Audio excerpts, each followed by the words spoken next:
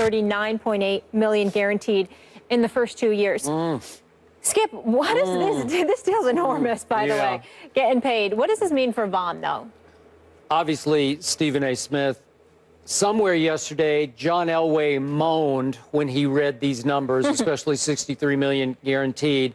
And somewhere yesterday, Von Miller did a sack dance when he heard $63 million guaranteed, if not a Dancing with the Stars dance, in honor of that number. Oh, he don't need to do no Dancing with the Stars dance. Don't bring that up. Don't do that to me. He doesn't qualify? All right. I got you. No. And somewhere yesterday, Mr. J.J. Watt said, what? Because he's only getting $52 million guaranteed on his new 6-year deal.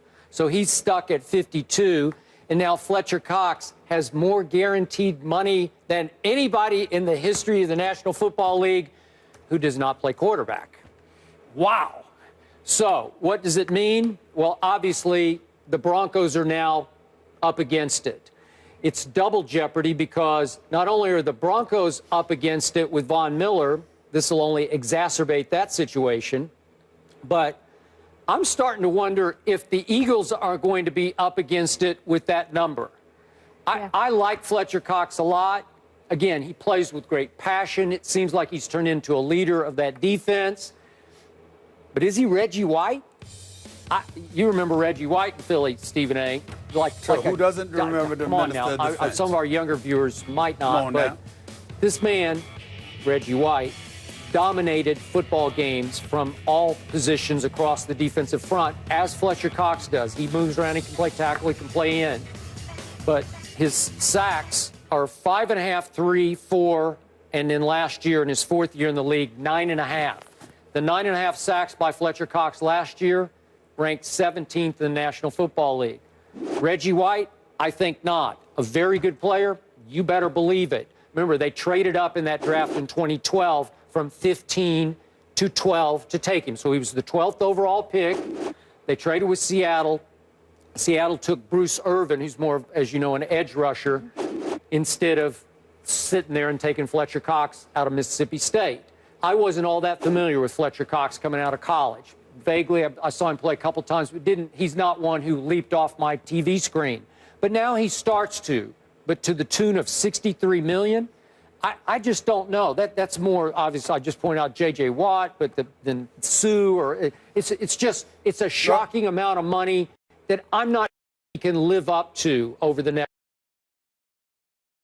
I just think they way overpaid, which is going to force Denver to probably overpay for their guy, Von Miller. Let me help you out just a little bit here. Let me ask you two somewhat rhetorical questions.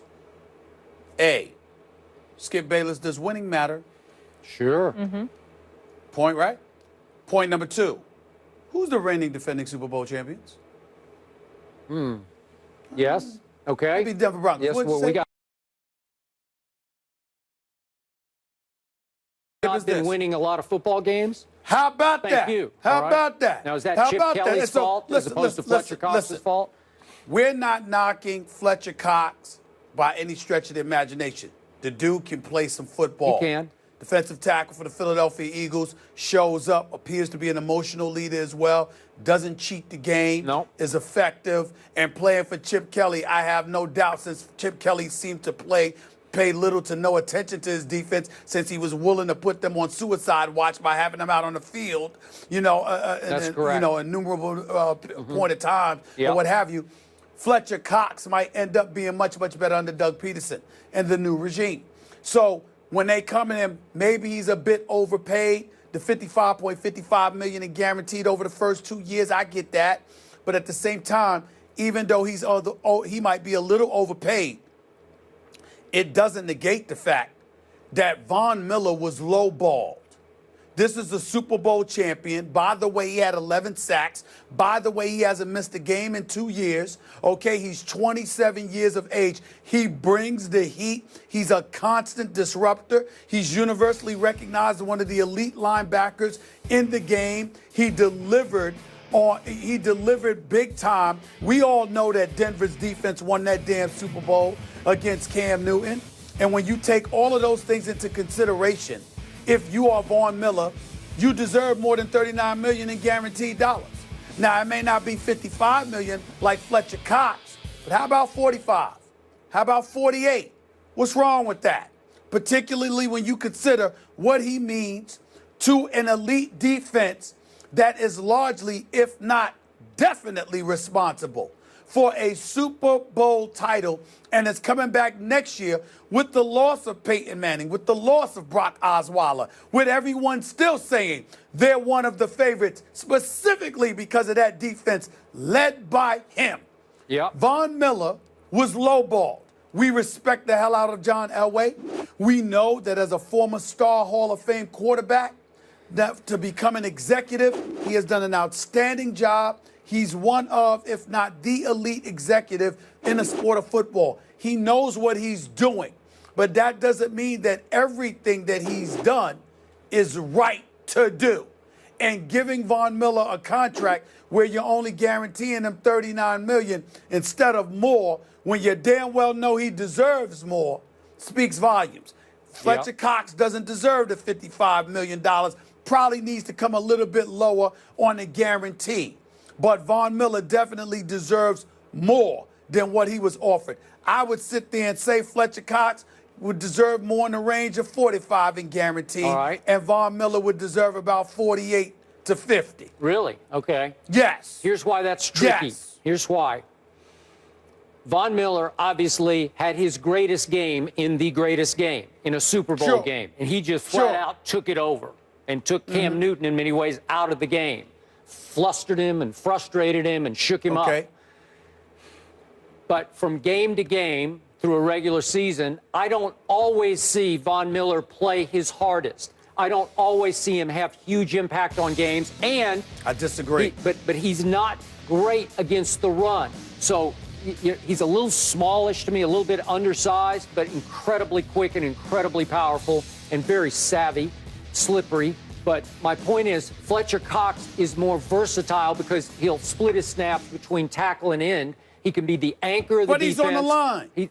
What's that?